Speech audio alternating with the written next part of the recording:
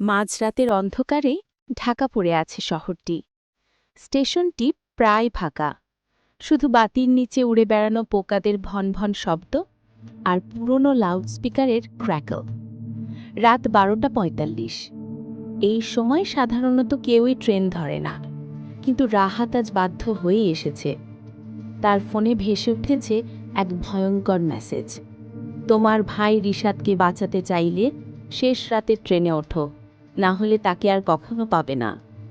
রাহাতের মাথা ঝিম ধরে যাচ্ছে। 2 মাস ধরে নিখোঁজ রিশাদ আজ জীবিত আছে, এটা ভেবে তার হৃৎপিণ্ডে জোরে জোরে ধুকপুক করছে। স্টেশনে দাঁড়িয়ে সে চারদিকে তাকালো। সন্দেহজনক কেউ নেই, কিন্তু মনে হচ্ছে কেউ তাকে লক্ষ্য করছে। বাতাস হঠাৎ ঠান্ডা হয়ে এলো। লাউডস্পিকার একবার কেঁপে উঠে বলল, শেষ রাতে ট্রেন আসছে, প্ল্যাটফর্ম নাম্বার 3-এ। রাহাত গভীর শ্বাস নিয়ে প্ল্যাটফর্ম 3-এর দিকে হাঁটল। ধাতুর চাকা ঘষার শব্দ, সাথে ঘন ধোঁয়ার কুয়াশা। ট্রেনটি অদ্ভুতভাবে পুরনো, যেন অনেক বছর ধরে ব্যবহার হয়নি।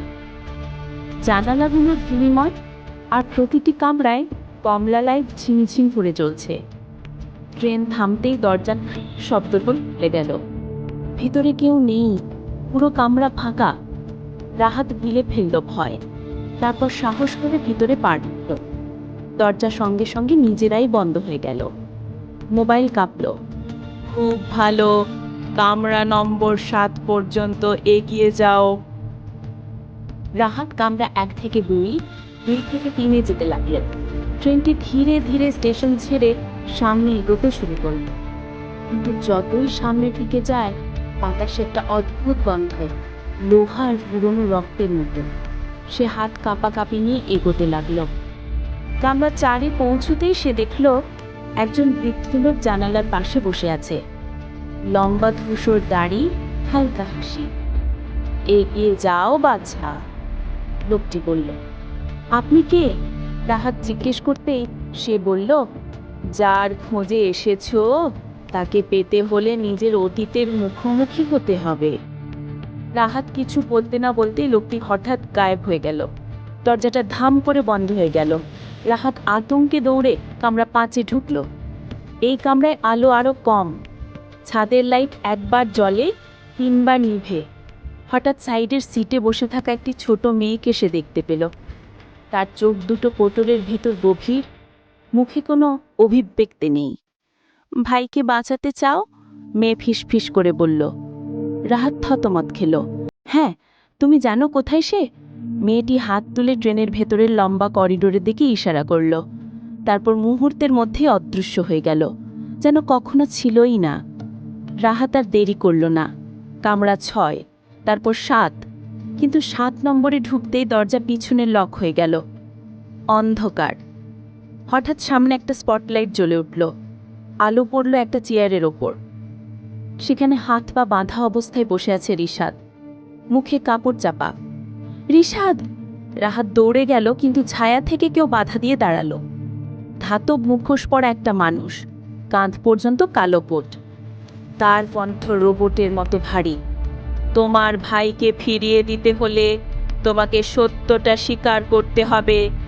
কোন সত্য? রাহাত কাঁপা গলায় বলল।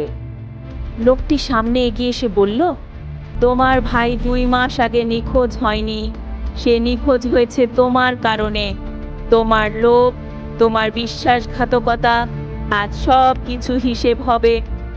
রাহাত তড়াক করে মাথা নাড়ল। না, আমি এমন কিছু করিনি। মাস্কযুক্ত লোকটি হাত তুলল। সঙ্গে সঙ্গে কামরার চারদিকে স্ক্রিন জ্বলে উঠল। সেখানে দেখা যাচ্ছে রাহাত আর রিশাদের ঝগড়া। রাহাত রাগের মাথায় রিশাদকে আঘাত করছে। রিশাদ অজ্ঞান হয়ে পড়ছে। রাহাত হাঁটু গেড়ে পড়ে গেল। আমি ইচ্ছা করে করিনি। আমি ভেবেছিলাম সে ঠিক হয়ে যাবে। মুখোশধারী বলল, কিন্তু তুমি পালিয়ে গিয়েছিলে। আজ সেই পাপের বিচার হবে। হঠাৎ পুরো ট্রেন কেঁপে উঠল। জানালার বাইরে দেখা যাচ্ছে গভীর অন্ধকার, কোথাও আলো নেই। চারদিকে শুধু শূন্যতা। লোকটি রাহাতের দিকে হাত বাড়িয়ে বলল, তুমি কি সত্যি তোমার ভাইকে বাঁচাতে চাও? রাহাত চোখ ভিজে যাওয়া গলায় বলল, হ্যাঁ, যে কোনো শাস্তি মেনে নেব। লোকটি হাসল। ধীরে ধীরে তার মুখোশ খুলে গেল, আর সেই মুখ দেখে রাহাতের রক্ত হিম হয়ে গেল।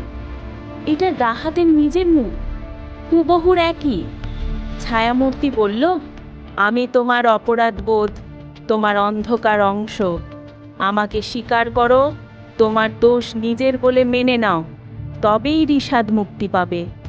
রাহাত থেমে থাকলো না। সে চোখ বন্ধ করে গভীর শ্বাস নিল। হ্যাঁ, আমি স্বীকার করছি, আমি ভুল করেছি, আমি দোষী। এই কথা বলতেই ট্রেন কেঁপে উঠল, বড় এক ঝড়ের মতো শব্দ। তারপর সব আলো নিভে গেল। হঠাৎ সে চোখ খুলল। স্টেশনে দাঁড়িয়ে আছে সে, সকালবেলা, মানুষের ভিড়। তার পাশে দাঁড়িয়ে আছে রিশাদ, একেবারে সুস্থ। কিরে, এত ঘামছি কেন? রিশাদ হেসে বলল। রাহাত অবাক হয়ে চারদিকে তাকালো। স্টেশন একদম স্বাভাবিক, কোনো ফাঁকা রাতের ট্রেন নেই। রিশাদ বলল, চল বাসায় যাই। রাহাত চুপচাপ মাথা নাড়ল, কিন্তু হেঁটে যাওয়ার সময় সে লাউডস্পিকারে হঠাৎ একটি ঘোষণা শুনল। শেষ রাতের ট্রেনটি রক্ষণাবেক্ষণের জন্য বহু বছর ধরে বন্ধ রয়েছে। রাহাত থমকে গেল, তার গা শিউরে উঠল। দূরে প্ল্যাটফর্ম 3-এর অন্ধকারে একটা মুখোশধারী ছায়া আবার তাকে দেখে হেসে মিলিয়ে গেল। বন্ধুরা, গল্পটি ভালো লাগলে আমাদের গল্প যেন ইউটিউব চ্যানেলটিকে সাবস্ক্রাইব করে দেবেন এবং কমেন্ট বক্সে জানাবেন আপনাদের কোন ধরনের গল্প পছন্দ।